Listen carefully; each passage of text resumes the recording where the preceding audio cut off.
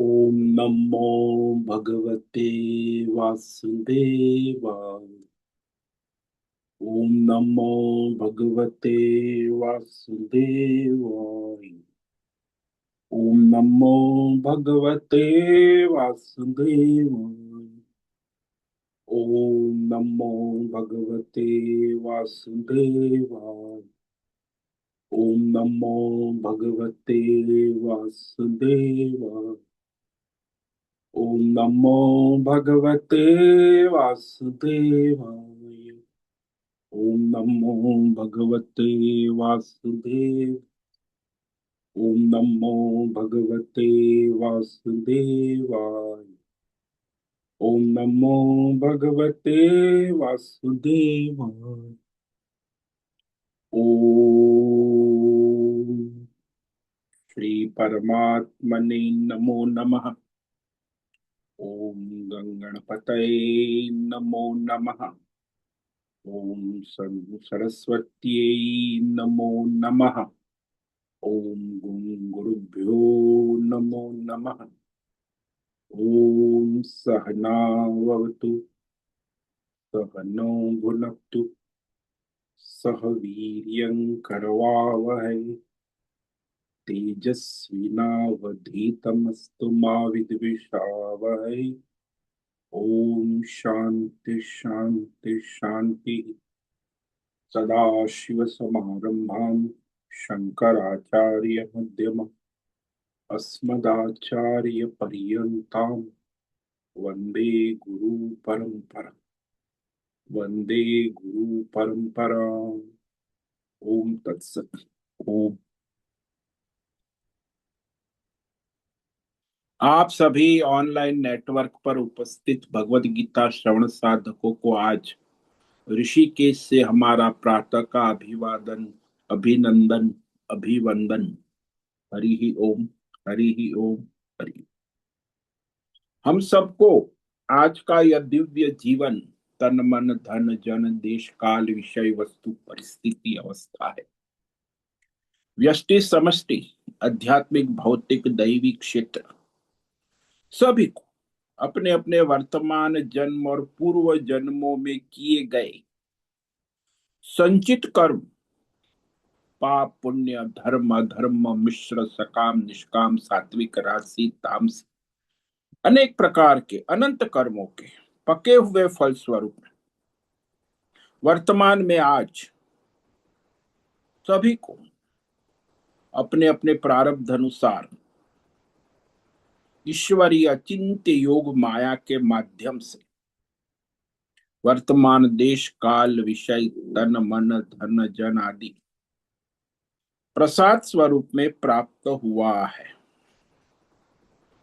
अतः आज का यह दिव्य जीवन परमार्थ हेतु निष्काम सेवा यज्ञ देव यज्ञ ऋषि यज्ञ पितृ यज्ञ मानवता यज्ञ भूत प्राणी यज्ञ सात्विक दान शारीरिक वाचिक मानसिक तप निष्काम कर्म योग ध्यान योग भक्ति योग ज्ञान योग साधना स्वाध्याय वेद शास्त्रों का अध्ययन अध्यापन उपासना आराधना के लिए समर्पित करे और करवावे। अत्यंत दुर्लभ मनुष्य जीवन की प्रत्येक क्षण परमार्थ हेतु सार्थक करे और करवावे। आज विक्रम संवत 2082 फाल्गुन मास शुक्ल पक्ष की प्रथमा तिथि सायं 4:57 तक है। उसके बाद द्वितीया तिथि लग जाती है। आज शतमिषा नक्षत्र है रात्रि 9:15 तक। उसके बाद पूर्व फाल्गुनी नक्षत्र लग जाता है। तिथि का समय सूर्य की गति के अनुसार निर्धारित है और नक्षत्र का समय चंद्रमा की गति से निर्धारित है। वसंत ऋतु चल रही है। यह ऋषिकेश का रात्रि का न्यूनतम तापमान 10 डिग्री रहा है 2 बजे का, और दोपहर 2 बजे का अधिकतम तापमान 25 डिग्री रहा है। अभी वायु की गति 10-15 किलोमीटर प्रति घंटा चल रही है। ईस्वी सन 2026, 18 फरवरी, 18 फरवरी 2026, मॉर्निंग 6:50 AM, सुबह के 6:50, 6:50 हो रहे हैं। कलयुग का प्रथम चरण 5126वां वर्ष, 7वां वैवस्वत मनवंतर श्वेत वराह कल्प, ब्रह्मा जी का 26वां दिन और 51वां वर्ष चल रहा है।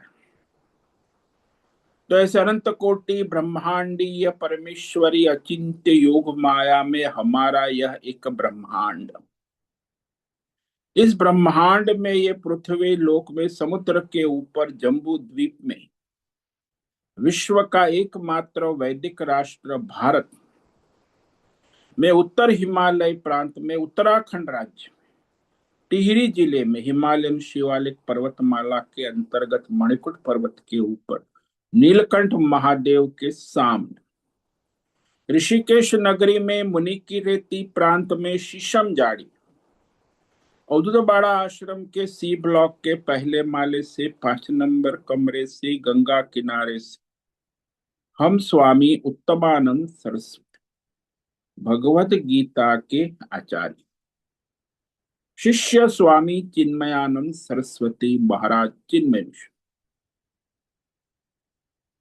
कैवल्याद्वैत वेद व्यास भगवत पाद शंकराचार्य की श्रृंगेरी संन्यास परंपरा से शिक्षित दीक्षित सनातन वैदिक भारतीय संस्कृति अनुसार संपूर्ण भगवत गीता ज्ञान यज्ञ ऑनलाइन चैतन्यमय जीवन लाइव प्रसारण जूम एवं यूट्यूब के अंतर्गत व्याख्यान माला में अध्याय 15 पुरुषोत्तम योग के श्लोक नंबर 15 पर संस्कृत एवं हिंदी में व्याख्यान करेंगे।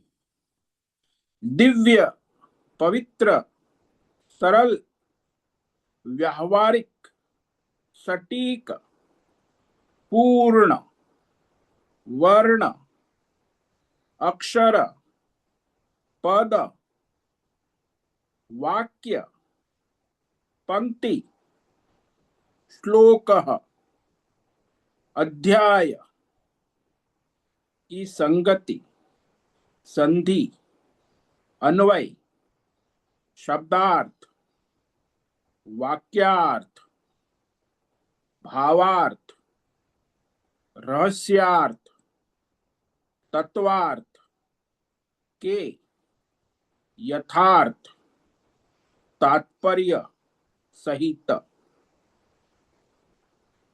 वैदिक शास्त्र, वेद व्यास साहित्य, शांकर भाष्य एवं परंपरागत 10 सन्यासी आचार्यों की टीका टिप्पणी सहित आज का यह भगवत गीता व्याख्यान करेंगे। कृपया आप सभी श्रद्धा भक्ति ध्यान से परिपूर्ण होकर के यह दिव्य श्रवण साधना करें।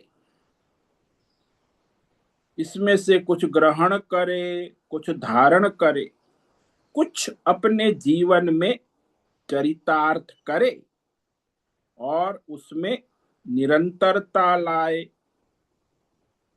अपनी अपनी आध्यात्मिक भौतिक दैवी अशांति द्वंद्व मोह विक्षेप राग द्वेष काम क्रोध लोभ मोह संशयों से रहित होकर के और अपनी काल्पनिक असत ज्ञान विज्ञान से रहित होकर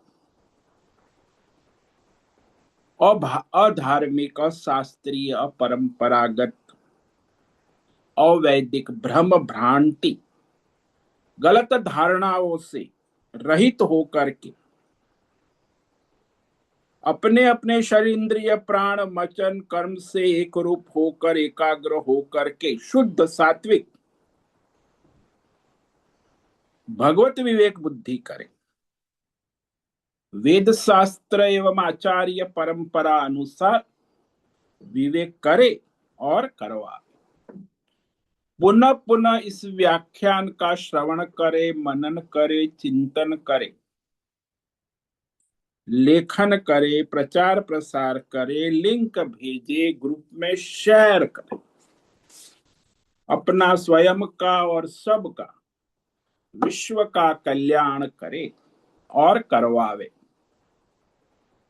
ओम तत्सत। ओम ओम ओम। तो हमने कल श्रीमद् भगवद गीता अध्याय 15 के श्लोक नंबर 15 पर विवेक विचार किया। पहली पंक्ति पर, जिसमें भगवान सभी प्राणियों के अंतःकरण में रहकर उसके संचित कर्मों के अनुसार, प्रारब्ध के अनुसार उसकी बुद्धि में स्मृति, ज्ञान और विस्मृति कराते रहते हैं।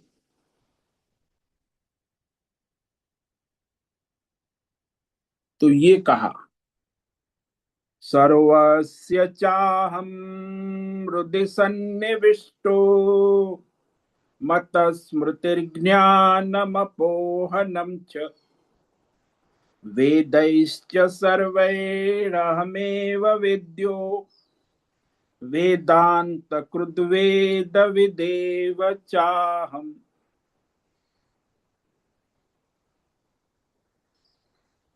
भगवान स्वयं कहते हैं कि मैं चींटी से लेके ब्रह्मा विष्णु महेश सबके अंतकरण में, बुद्धि में, सूक्ष्म शरीर में प्रविष्ट होकर, सन्निविष्ट, अंतर्यामी रूप से उपस्थित होकर, अधिष्ठित होकर सभी प्राणियों को उनके संचित कर्मों के अनुसार, वर्तमान में प्रारब्ध अनुसार उन्हें स्मृति, स्मरण शक्ति, ज्ञान, भौतिक ज्ञान, आध्यात्मिक ज्ञान, दैवी ज्ञान, ईश्वरीय ज्ञान और परमेश्वरीय ज्ञान, और उनके प्रारब्ध के अनुसार उनकी स्मृति का विस्मरण, ज्ञान का विस्मरण कराता रहता हूं।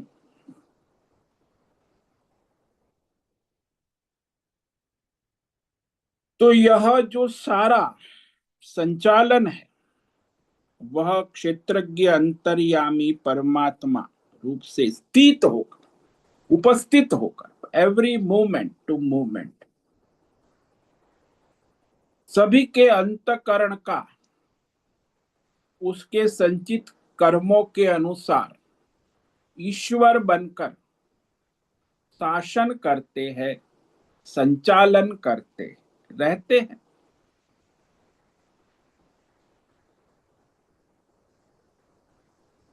इस प्रकार कहने के बाद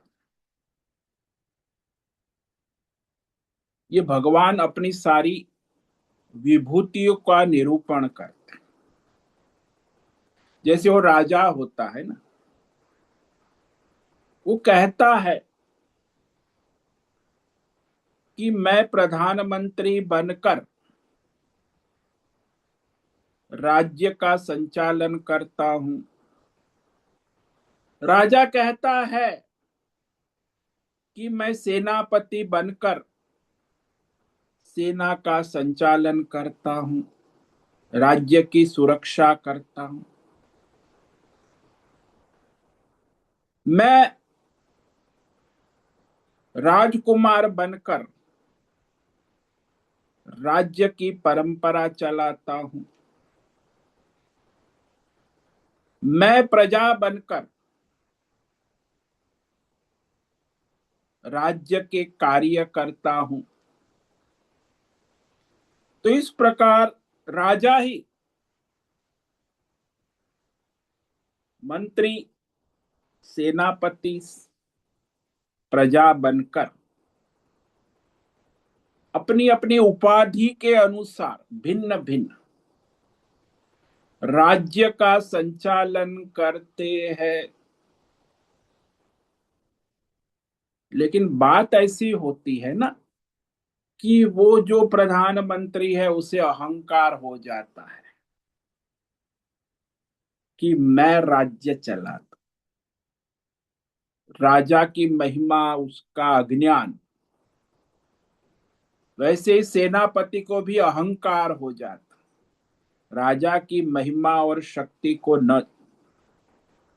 मैं सब सेना का संचालन करता। फिर बहुत अहंकार बढ़ जाता है तो राजा दूसरे की नियुक्ति कर देता है कि दूसरा सेनापति नियुक्त हो जाए। प्रधानमंत्री को भी बड़ा अहंकार चढ़ जाता है तो राजा फिर दूसरे मंत्री को नियुक्त कर देता। ये देखा होगा आप, पतन होता है। उस सेनापति का पतन हुआ उसके अहंकार से, मंत्री का पतन हुआ उसके अहंकार से। ऐसे ही संसार में मनुष्य जो है, ईश्वर को भूलकर जब अहंकार से नशे में आ जाता है तो उसका पतन शुरू हो जाता है। इसीलिए कहा कि परमात्मा ही अंतर्यामी रूप से स्मरण कराते। परमात्मा से ही स्मृति उत्पन्न होती, हमें याद आता है। परमात्मा के अनुग्रह से, मतलब हमारे संचित कर्मों के अनुसार भी होता है, कभी कभी अनुग्रह भी होता है। ये भी समझ, केवल संचित कर्म का हिसाब है। कभी उनको अनुग्रह होता है तो विशेष बोनस भी दे देते हैं। लेकिन जो भी होता है ज्ञान, वह क्षेत्रज्ञ परमात्मा के अनुग्रह से होता। ऐसा नहीं कि भगवान बनिया बन के बैठ जाते कि जैसा तूने किया उतना ही तुझे मैं दूंगा, ऐसा नहीं। वो भी कभी उनको खुशी होती है, दया भी कर देते, तो बोनस विशेष लाभ भी दे देते।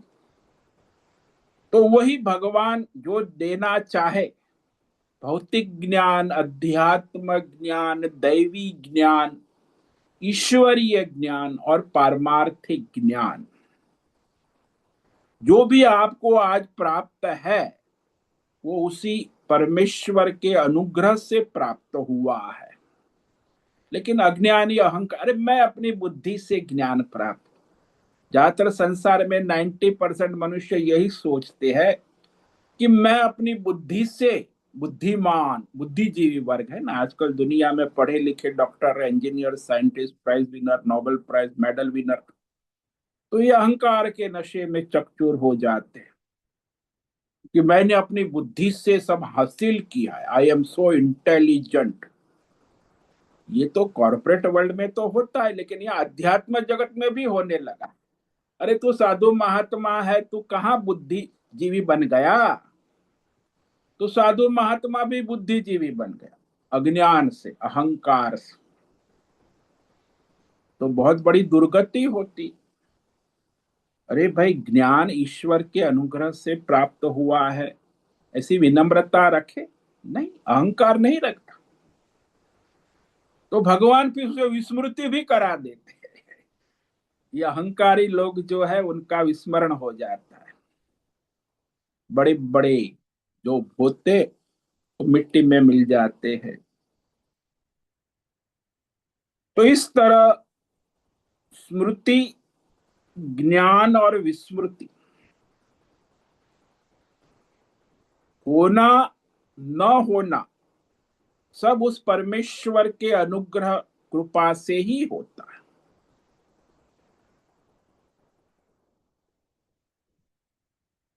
क्योंकि जो लोप होता है ना, वो उसके संचित पाप कर्मों का उदय होने से ही विस्मरण होता है, लोप होता है। और यदि संचित पुण्य कर्म का उदय हुआ है तो उसका जो ज्ञान है, स्मृति है, उसका उदय हो जाता। जैसे स्कूल में देखो ना, 100 विद्यार्थी 50 विद्यार्थी क्लास में है, जिसका पुण्य का उदय हुआ है वो क्लास में फर्स्ट रैंक आता है, और जिसका पाप का उदय हुआ है वो क्लास में फेल हो जाता है। बुद्धि तो सबकी समान है, लेकिन उसकी बुद्धि का संचालन भगवान करते हैं ना, तो वो बुद्धू राम बन जाता। पाप कर्म का उदय हुआ है ना, इसीलिए फेल हो जाता। उसी क्लास में साल भर पढ़ा फिर भी एक विद्यार्थी फर्स्ट रैंक 90% लाता है, और एक विद्यार्थी फेल हो जाता, सभी सब्जेक्ट में फेल हो जाता। ऐसा क्यों हुआ भाई? शिक्षक ने तो वही पढ़ाया, फीस भी उसके माता पिता ने उसको उतनी दी, हजारों रुपया, फिर भी वो फेल हो गया और वो पास हो गया, क्योंकि उसके पाप कर्म का उदय हुआ है और वो फर्स्ट आ गया। उसके पुण्य कर्म का संचित उदय हुआ है, उसके कर्म के अनुसार ही वो फेल हुआ और पास हुआ। ईश्वर ने नहीं किया, शिक्षक ने नहीं किया, न कोई स्कूल ने उसे पास फेल किया। वो पास फेल अपने संचित कर्मों के, पाप पुण्य कर्मों के फल स्वरूप में ही हुआ। लेकिन ये कोई सिद्धांत आजकल मानते नहीं ना, कर्म का सिद्धांत। एक ही सिद्धांत मानते आजकल, अर्थ का, पैसे का क्या फायदा इतनी बुद्धि मूर्ख जड़ हो गए हैं कि कर्म का सिद्धांत अटल है, अर्थ का सिद्धांत तो कुछ है ही नहीं, गौण है, उसका कोई प्रयोजन, साधन है अर्थ पैसा। सारा सिद्धांत संसार चलता है, ईश्वर चलाते हैं कर्म के अनुसार। लेकिन आजकल ये सारी दुनिया की गवर्नमेंट और सभी लोग और कॉर्पोरेट वाले और नेता लोग यही मानते कि सब पैसे से ही चलता। इसको कहते जड़ता, अज्ञानता, अंधेरा।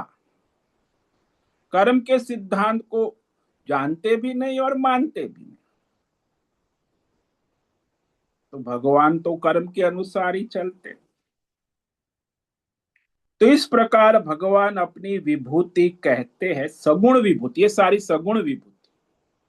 जैसे राजा की विभूति है, प्रधानमंत्री है, राजकुमार है, सेनापति है, ऐसे भगवान की भी ये सब विभूतियां है सगुण। माया, त्रिगुणात्मक मायामय शक्तियां, जो ब्रह्मा विष्णु महेश, ये भी भगवान की सगुण विभूति। काल है, देवलोक है, ये सब भगवान की ही विभूति। अब उस सगुण विभूति उपासना के लिए आवश्यक है, जो अज्ञानी मनुष्य है, ताकि उसकी बुद्धि शुद्ध हो। ये सब उपासना के लिए भगवान कह रहे हैं। अब और विभूति कहते दूसरी पंक्ति में, वेदैश्च सर्वैरहमेव विद्यो वेदांत कृत वेद विदेव चाहम। सर्वै वेदै अहमेव विद्य। सर्व वेद का मतलब ये ले लेना कि संसार में जितने भी भौतिक, अध्यात्म, दैव, ईश्वरी और परमार्थ, सभी संप्रदायों के जितने भी ज्ञान विज्ञान है, केवल 4 वेद मत लेना, कुरान भी ले लेना, बाइबल भी ले लेना, गुरु ग्रंथ साहिब, सबको ले लेना। वेद का मतलब ज्ञान होता है। सर्वै भगवान ने लगाया है ना, सर्वै वेदै, सर्व प्रकार के ज्ञानों के द्वारा भौतिक, अध्यात्म, दैव, ईश्वरीय, पारमार्थिक, चाहे वेद शास्त्र हो, चाहे कुरान हो, चाहे बाइबल हो, चाहे गुरु ग्रंथ साहिब, चाहे धम्मवाणी हो, कोई भी हो, सर्वै वेदै अहमेव वेद्यः, सभी का लक्ष्य केवल एकमात्र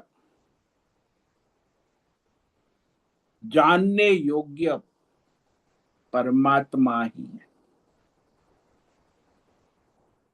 मैं ही जानने योग्य लक्ष्य हूं, ज्ञातव्य, अंतिम ज्ञातव्य, सभी ज्ञानों का अंतिम लक्ष्य, अंतिम ज्ञातव्य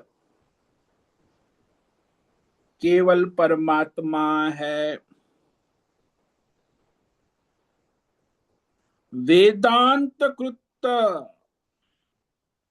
और ये वेद सभी प्रकार के ज्ञानों का कर्ता, ज्ञानों को उत्पन्न करने वाला, ज्ञानों का कर्ता, भौतिक ज्ञान हो, चाहे आध्यात्मिक ज्ञान हो, चाहे दैवी ज्ञान हो, चाहे ईश्वरीय ज्ञान हो, चाहे परमेश्वर परमात्मा का तत्व ज्ञान हो, सभी ज्ञानों का कर्ता स्वयं परमात्मा ही है, जिसको हम ब्रह्मा कहते हैं। ब्रह्मा सर्व ज्ञानों का कर्ता है। आप कहो कि खाली वेदों का नहीं, वेदों का नहीं, सबका, ईसा, इस्लाम, जैन, बौद्ध, सब का, जितने भी संप्रदाय धर्म है, संत वाणी है, सबका। वेदांत कृत, कर्ता वेदवित हमेव, और संपूर्ण ज्ञानों को जानने वाला। जानने वाला कौन?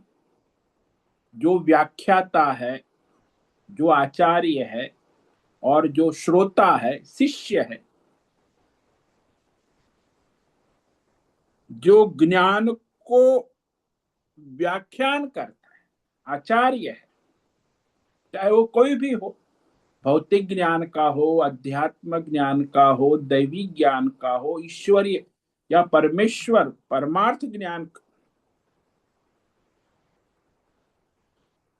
ज्ञान का जानने वाला व्याख्याता आचार्य, और ज्ञान को सुनने वाला, समझने वाला श्रोता,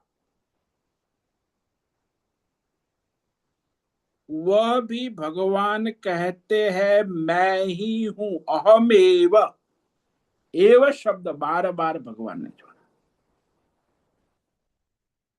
इसका अर्थ यह हुआ कि सब उन्हीं के द्वारा हो रहा है।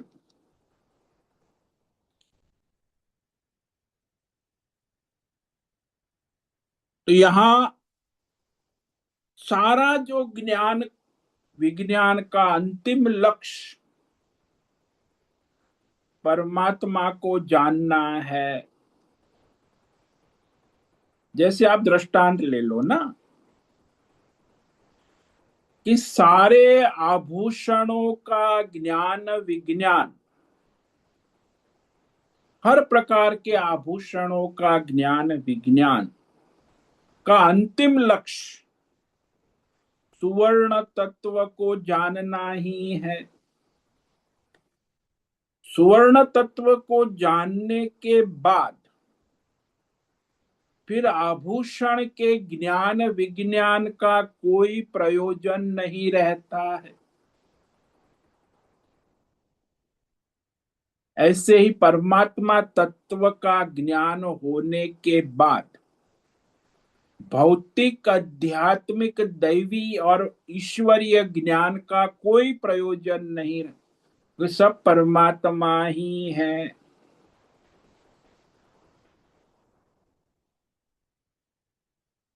तो इस तरह भगवान यहां स्पष्ट कर रहे हैं।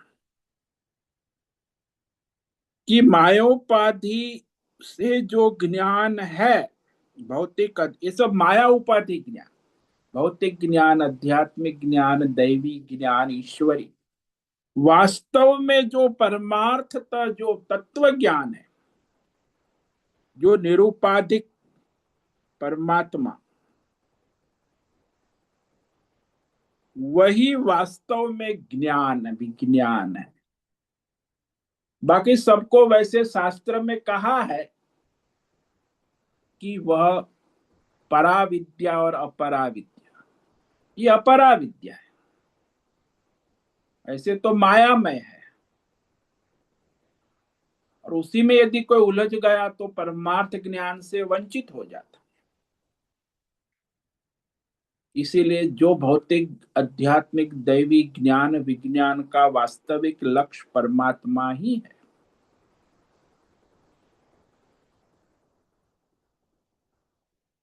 तो इस तरह यहां स्पष्ट हो गया कि भगवान ने कहा वेदांत कृत, वेद संप्रदाय को चलाने वाला भी मैं हूं। ये जो विभिन्न ज्ञान संप्रदाय चलते हैं, उसके प्रवर्तक परमेश्वर है।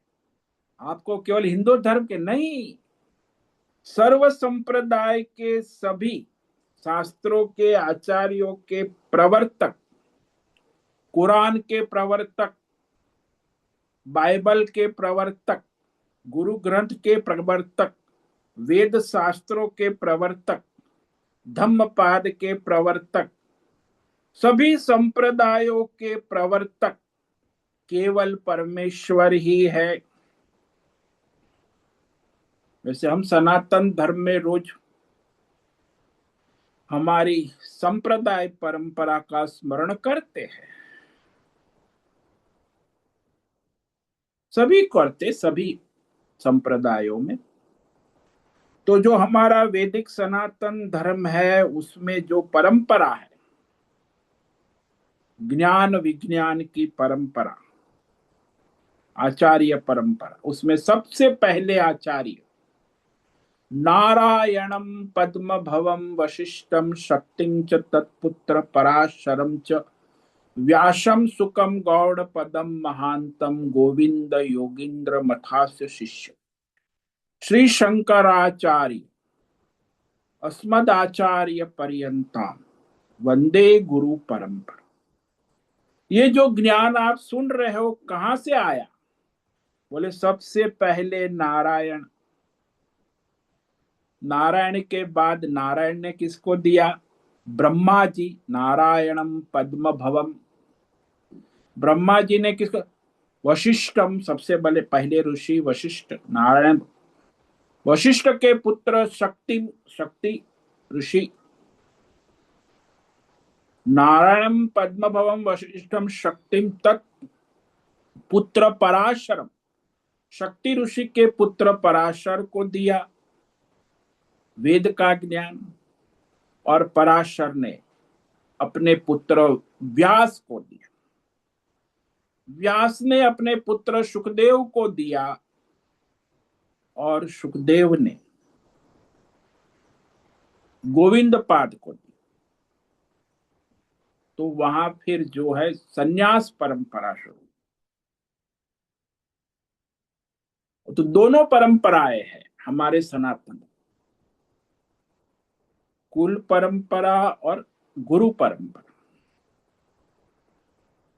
तो सन्यासी और गृहस्थी दोनों परंपराएं चलती।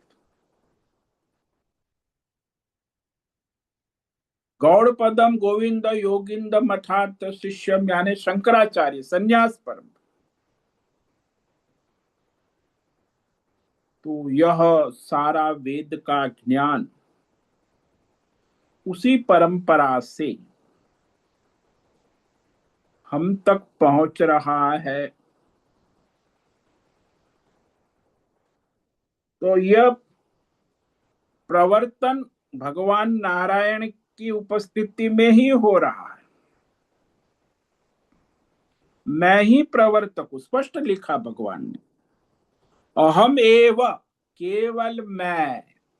ऐसा नहीं कि उसमें सबका पार्टनरशिप है। ये पार्टनरशिप का धंधा भगवान नहीं करते कि नहीं इनकी पार्टनरशिप से मैं सब ज्ञान को, ऐसा नहीं। ब्रह्मा जी की पार्टनरशिप नहीं है, वशिष्ठ की पार्ट, केवल भगवान ही है।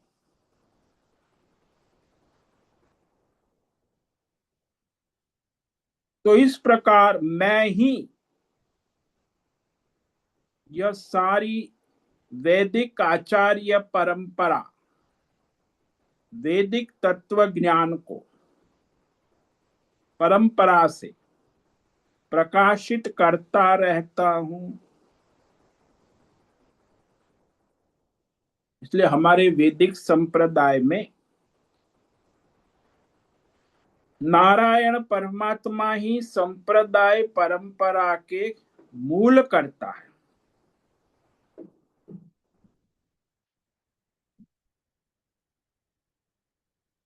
और वह वेद ज्ञान जो आदान प्रदान परंपरा से होता है, संप्रदान जिसको, संप्रदान यानी एक जनरेशन से दूसरे जनरेशन से इसी को संप्रदान द्वारा संप्रदाय परंपरा चलती। वैदिक शास्त्रों में कहा है कि जिस समय परंपरागत आचार्य अपने शिष्यों को उपदेश देता है, उस समय वह स्वयं नारायण परमात्मा ही आचार्य रूप में उपदेश देते हैं। तो आचार्य जो है, परंपरागत आचार्य, वह स्वयं नारायण दृष्टि से, परमार्थ दृष्टि से अपने शिष्यों को परंपरागत वैदिक उपदेश देते। इसीलिए जो आचार्य है, खासकर जो हमारे सन्यासी आचार्य शंकराचार्य परंपरा के हो, चाहे कोई भी परंपरा के,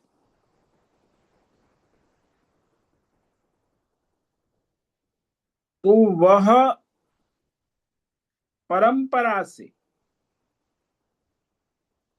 हम तक पहुंचता है। इसीलिए हम लोग हमारे संसार में, सनातन धर्म में, वैदिक परंपरा में जो सन्यासी आचार्य है, उसको नमस्कार करने के लिए ओम नमो नारायण महामंत्र का उच्चारण कर। क्योंकि जो वैदिक परंपरागत सन्यासी आचार्य जो है, वो साक्षात नारायण का ही स्वरूप है, प्रकट स्वरूप। स्वयं नारायण परमात्मा ही शिष्यों को उपदेश करते हैं। जो आज दिया जा रहा है, अभी आप सुन रहे हो, वो भी वैदिक स्वयं नारायण के अनुग्रह से आप तक पहुंच रहा है। तो ये वैदिक उपदेश जो है वह नारायण परमात्मा का ही है। आप ऐसा मत समझो कि स्वामी उत्तमानंद जी हमें उत्तमानंद तो क्या इंस्ट्रूमेंट, टेप रिकॉर्डर है। वास्तव में जो आपको उपदेश मिल रहा है वो नारायण के अनुग्रह से। और क्यों मिल रहा है? क्योंकि आपके संचित पुण्य का उदय हुआ है। अन्यथा ये आप सुनने यहां आएंगे ही नहीं, सुनने लायक रहेंगे भी नहीं। सुनते हो उसका कारण है कि आपके संचित पुण्यों का उदय हुआ है। वेद शास्त्र का जो यथार्थ उपदेश आचार्य परंपरा से, भगवान के अनुग्रह से प्राप्त होता। इसीलिए कहा वेदों के प्रवचन करता, वेदों के श्रवण करता भी नारायण ही है। अब कहा वेदवित, वेदों के रहस्य को परंपरागत रूप में जानने वाले विद्वान आचार्य सन्यासी, यानी यथार्थ ज्ञान वाला वह है, वह भी भगवान नारायण की विभूति, विभूति का। वैसे हमारे यहाँ विद्वान आचार्यों की भगवत रूप में पूजा होती,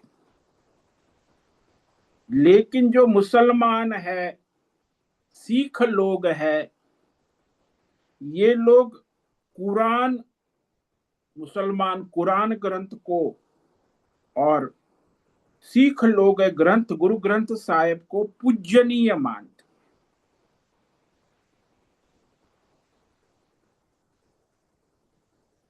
हालांकि वहां वह जो आयात है, गुरु ग्रंथ की जो ऋचाएं है, वह सारी कागज पर लिखी हुई है। हमें वो कागज चाहे बढ़िया से बढ़िया क्वालिटी का हो या घटिया से घटिया क्वालिटी का हो,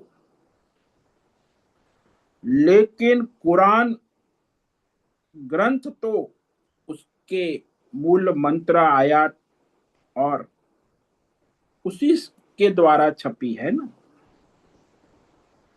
चाहे बढ़िया से बढ़िया कागज पर छपी हो, चाहे घटिया से घटिया, कुरान ग्रंथ की आयत कभी घटिया बढ़िया नहीं होती है।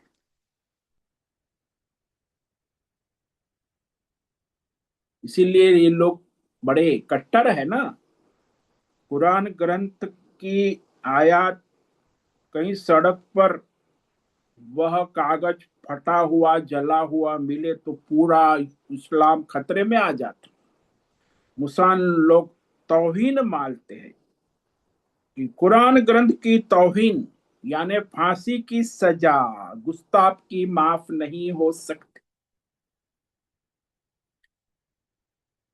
अरे उसने तो कागज जलाया है, पुस्तक जलाई है, तो भाई आप इतना गुस्सा क्यों करते हो? क्योंकि वह, उसकी आयत अल्लाह की गुस्ताखी है, अल्लाह की वाणी की गुस्ताखी है, और उसे फांसी के सिवा और कुछ नहीं दिया जा सकता। तौहीन करते। सिख लोग भी यही, हालांकि हमारे वैदिक धर्म में ये सिख परंपरा तो ये इस्लाम का प्रभाव में आई है, तो मिलावट है सनातन धर्म और इस्लामिक। तो सिख लोग जो है वो अपने गुरु ग्रंथ साहिब की जो पंक्तियां है, उसी को गुरु रूप में, ईश्वर रूप में पढ़ते हैं, पूजते हैं। आपने देखा होगा गुरुद्वारों में सब। तो जिस पर कुरान ग्रंथ और जिस कागज पर गुरु ग्रंथ लिखा गया है, उस पर वह वास्तव में उनके लिए कागज या पुस्तक पूजनीय नहीं है। उसमें जो लिखी गई वाणी है, ज्ञान है, वो पूजनीय है। तो जिस प्रकार लोग ग्रंथ कागज को मानते हैं, लेकिन ऐसा नहीं है। हम लोग भी हमारी वैदिक परंपरा में वैदिक शास्त्र, उपनिषद है,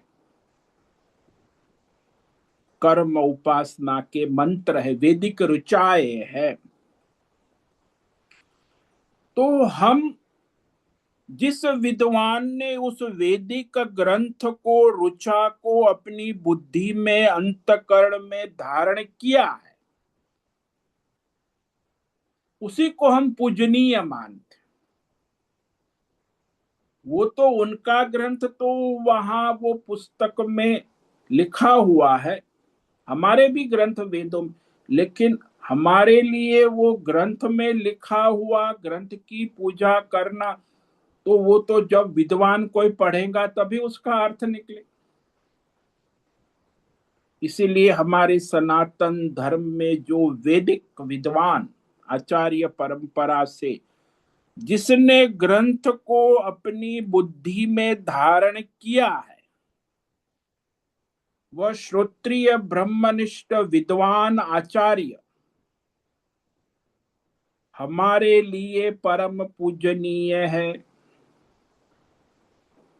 तो उसका जो सूक्ष्म शरीर है वो कागज स्थानीय है, ग्रंथ स्थानीय। उसमें भी जैसे कागज कोई अच्छा होता है बुरा होता है, ऐसे किसका अंतकण शुद्ध होता है तो उसका ज्ञान शुद्ध होता है। किसी विद्वान का अंतकण थोड़ा अशुद्ध होता है तो उसका ज्ञान मिलावटी होता है। तो विद्वान भी कोई अति शुद्ध सात्विक आचरण वाला भी होता है, कोई विद्वान अत्यंत रजोगुणी मिलावटी आचरण वाला भी होता है। आजकल हमारे ज्यादातर मिलावटी आचरण वाले आचार्य 90%, शुद्ध सात्विक आचरण वाले आचार्य दुर्लभ। कि शास्त्र तो कथाकार लोग क्या है, कथाकार ने लोग ने तो धंधा बना लिया है अपना अपना। अरे कुछ करने की जरूरत नहीं है, सेवा करो सेवा। ये दूसरा कथाकार आके अरे कुछ करने की जरूरत नहीं, ध्यान करो ध्यान करो। तीसरा कथाकार आके अरे कुछ करने की जरूरत नहीं है, भक्ति करो उपासना राधे राधे राधे। चौथा आके कहता है कुछ नहीं करने, केवल ज्ञान। अरे भाई इतना बकवास।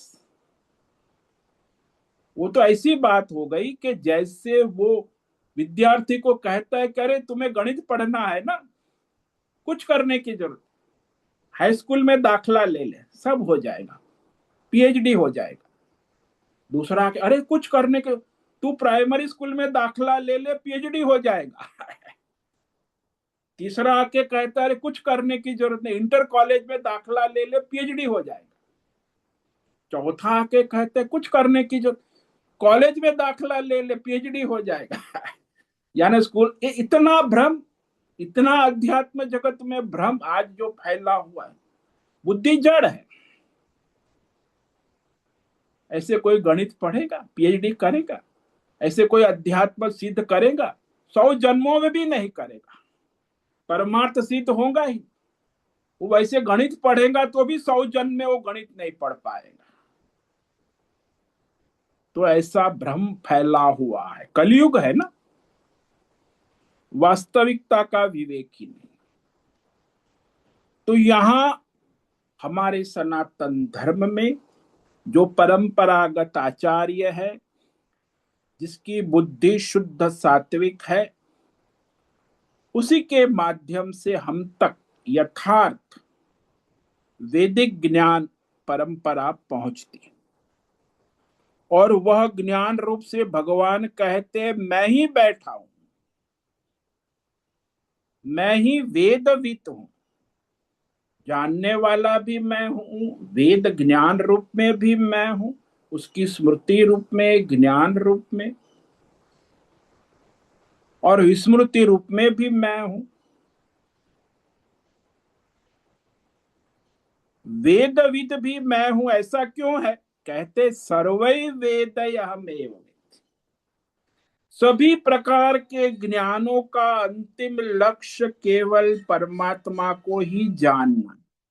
सारे वेदों में मैं वेद्य हूं।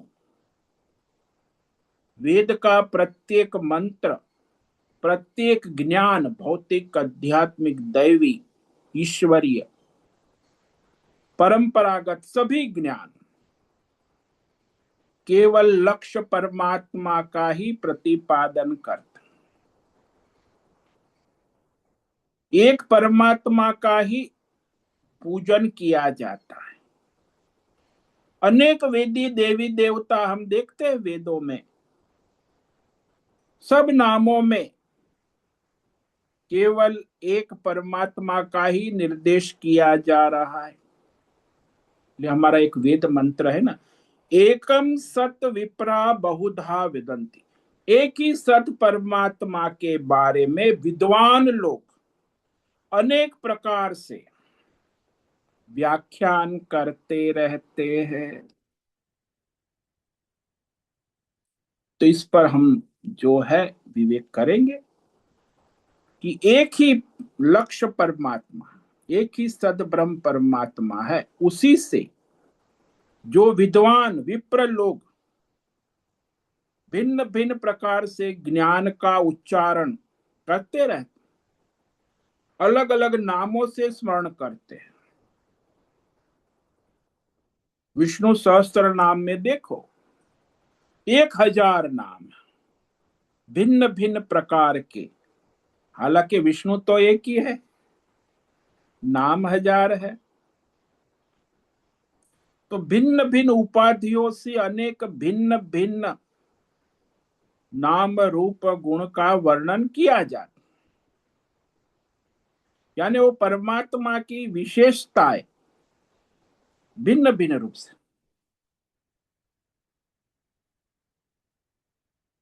मनुष्य जो अविवेक कर बैठता है, गलती कर बैठता है, हमें भ्रम हो जाता है, ये सब भगवान की भिन्न भिन्न शक्तियां हैं। अलग अलग सत्ता शक्ति वाले, सबकी अपनी अपनी स्वतंत्र सत्ता, ऐसा नहीं है। किसी की भी स्वतंत्र सत्ता शक्ति नहीं है। सत्ता शक्ति तो केवल एक परमात्मा की ही है। जैसे राज्य में भिन्न भिन्न सत्ताएं शक्ति कार्य करती है, तो सारी राजघराने की सत्ता शक्ति है, प्रधानमंत्री की सत्ता शक्ति है, सेनापति की, प्रजा की सत्ता शक्ति है। राज्य में भिन्न भिन्न सत्ता शक्तियां का, लेकिन सब में प्रधान शक्ति तो राजा की ही है ना। कोई भिन्न भिन्न शक्तियां नहीं। इसलिए यहाँ गीता में भी भगवान ने कहा कि भिन्न भिन्न रूप से मैं ही प्रकट होता हूं, विभूति योग। जैसे आप एक व्यक्ति हो तो भी आपकी उपाधि से आप ऑफिस में चले जाते हो तो मैनेजर बन जाते हो, मामा के घर चले जाते हो तो क्या बन जाते, भांजे बन जाते हो, चाचे के घर चले जाते हो भतीजा बन जाते हो। इस तरह व्यक्ति तो एक ही है, उपाधि के अनुसार भिन्न भिन्न नाम रूपों को पुकारा जाता।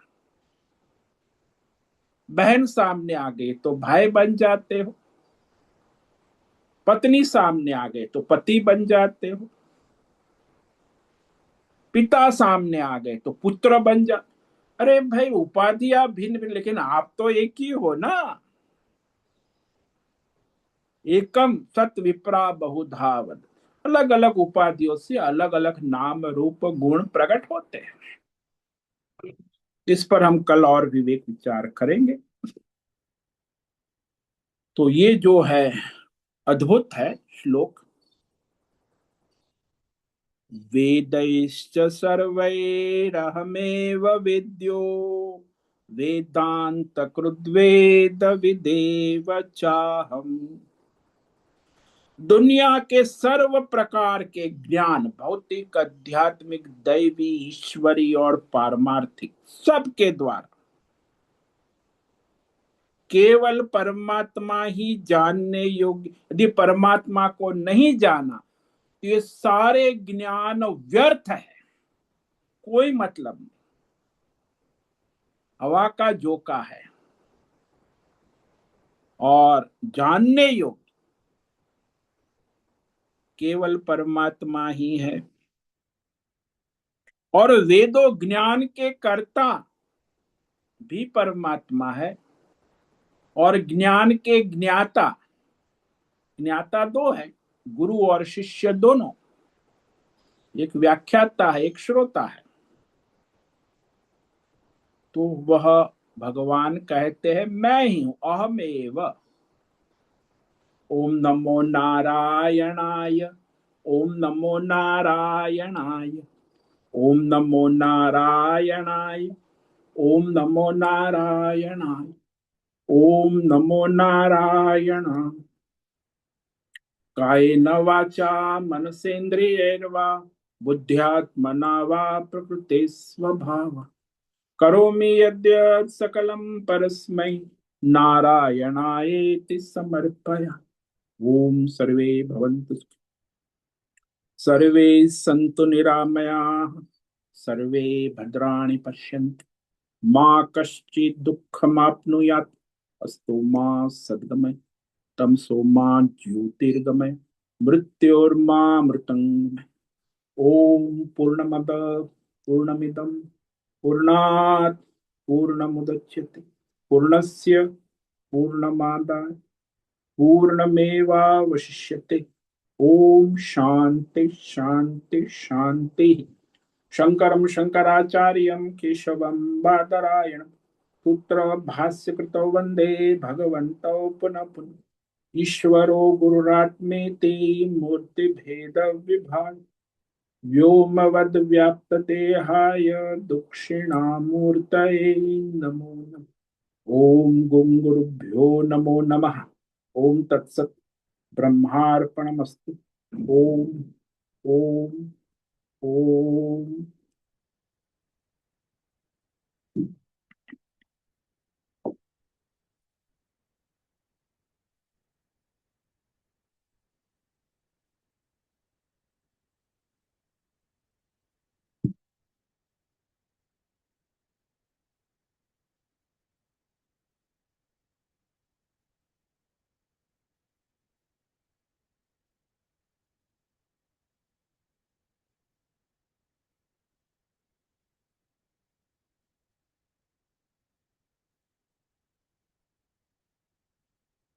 किसी भी साधक को प्रश्न है अभी प्रश्नोत्तरी कर सकते हैं।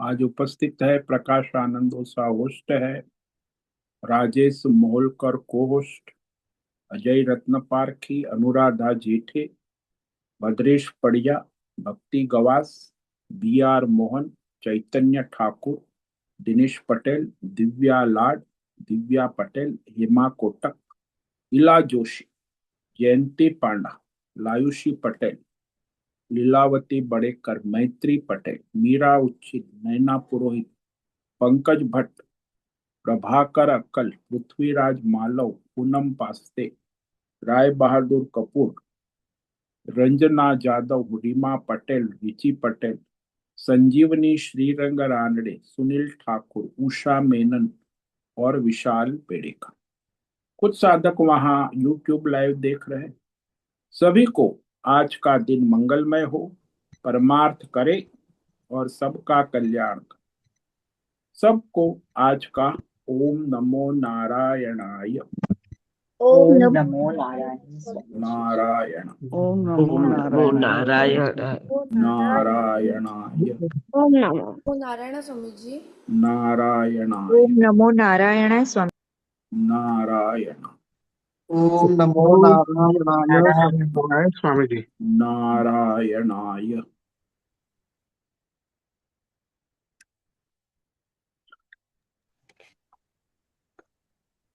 ओम नमो नारायण। नारायणाय ओम नमो नारायणाय महाराज जी। नारायण। बहुत से निवेदन है, आज का सत्संग पूर्ण करें। ओम नमो नारायणाय। आज का दिव्य सत्संग हम यही पूर्ण करते हैं। सभी साधकों को ओम नमो नारायणाय।